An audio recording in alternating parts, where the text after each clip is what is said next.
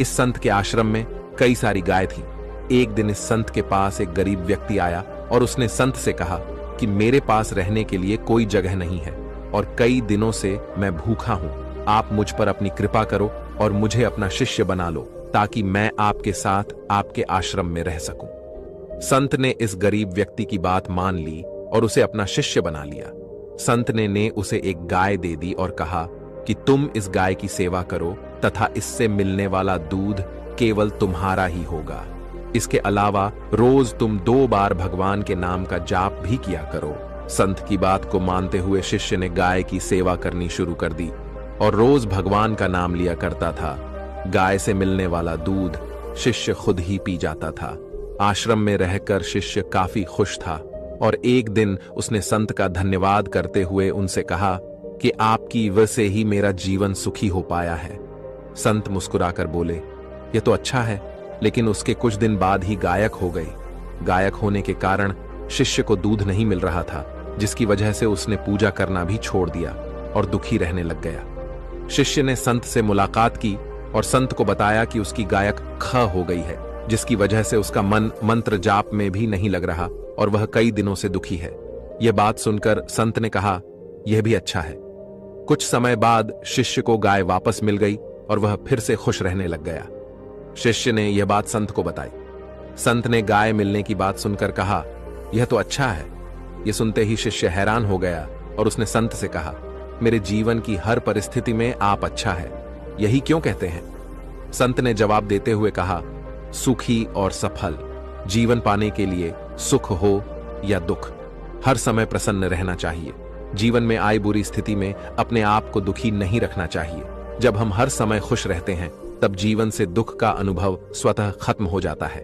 संत की यह बात सुन शिष्य को समझ आ गया कि जीवन में चाहे कैसी भी परिस्थिति क्यों ना हो, हमें सदैव प्रसन्न ही रहना चाहिए। ऐसा करने से दुख महसूस नहीं होता और खुशी के साथ जीवन कट जाता है। तो दोस्तों, चलिए बढ़ते हैं हमारी दूसरी कहानी की तरफ। दूसरी कहानी है साधु और राजा की कहानी। बहुत समय पहले की बात है। एक राज्य में एक दयालु राजा राज्य करता था। वह प्रजा का तैशी था। प्रजा का हित उसके लिए सर्वोपरि था। वह हमेशा इस प्रयास में रहता कि उसकी प्रजा को कोई समस्या, कोई परेशानी ना हो, सभी सुख चयन का जीवन बसर करें। उसके शासन में प्रजा प्रसन्नता और सुख से जीवन व्यतीत कर रही थी। राजा वेश बदलकर राज्य भ्रमण पर निकलता और प्रजा की स्थिति के बारे में पता करता।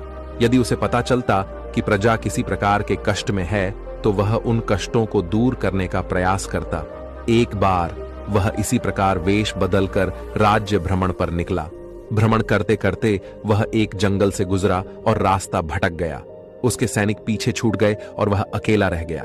रास्ता ढूंढता हुआ वह एक स्थान पर पहुंचा। उसने देखा कि वहां एक कुटिया बनी हुई है। राजा को भूख लगाई थी। उसने सोचा यहां अवश्य भोजन की व्यवस्था हो जाएगी। उसने अपने घोड़े को एक पेड़ से बांधा और कुटिया में प्रवेश किया। वह एक साध की कुटिया थी। गेरू वस्त्र धारण किए एक साधु पेड़ के नीचे आसन लगाकर बैठे थे। उनकी आंखें बंद थीं और वे ध्यान में लीन थे। राजा ने देखा कि उस स्थान का वातावरण बहुत ही सुंदर है। पेड़ पौधे हरे भरे हैं, जिनमें फूल और फल लदे हुए हैं।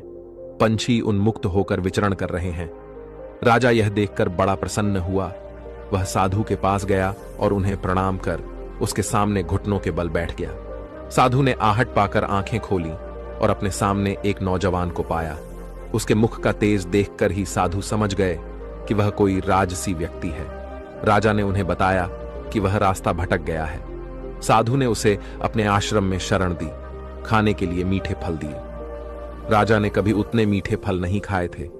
उसके चकित होकर पूछा, गुरुवर, आज तक मैंने इतने मीठे और स्वादिष्ट फल नहीं खाए। इनके इतने मीठे होने का कारण क्या है?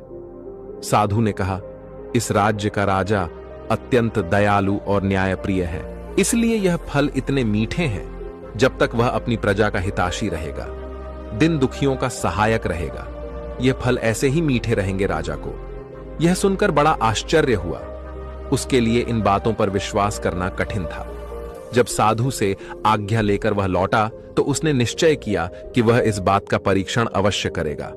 उसे अपने सैनिक मिल गए जो जंगल में उसे ढूंढ रहे थे। वह अपने राज्य वापस लौट गया। वापस लौटने के बाद उसमें प्रजा पर जुल्म ढने शुरू कर दिए। उसने किसानों का लगा बढ़ा दिया और प्रजा पर नाना प्रकार के कर लगा दिए।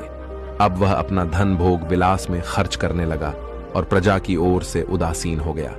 प्रजा पर अत्याचार बढ़ने लगे तो पूरे राज्य में त्राही त्राही मच गई। कुछ दिनों बाद राजा फिर जंगल में उसी साधु की कुटिया में पहुंचा। इस बार उसने देखा कि वहां का वातावरण भिन्न है। पेड़ पौधे सूख चुके हैं, फूल मुरझा गए हैं, फल सड़ चुके हैं। यह देखकर वह चकित रह गया।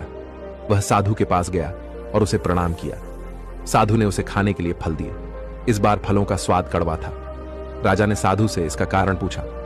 साधु ने कहा, इस राज्य का राजा बाद पहले जैसा नहीं रहा। उसे प्रजा के हित का कोई ख्याल नहीं है। वह प्रजा पर अत्याचार करने लगा है। उसके प्रति प्रजा के मन में कड़वाहट बस गई है, इसीलिए इन फलों का स्वाद कड़वा है। राजा साधु की कुटिया से अपने राज्य लौट आया। उसे साधु की बात समझ आ गई थी। अगले दिन से वह फिर से अपनी प्रजा का ध्यान रखने लगा।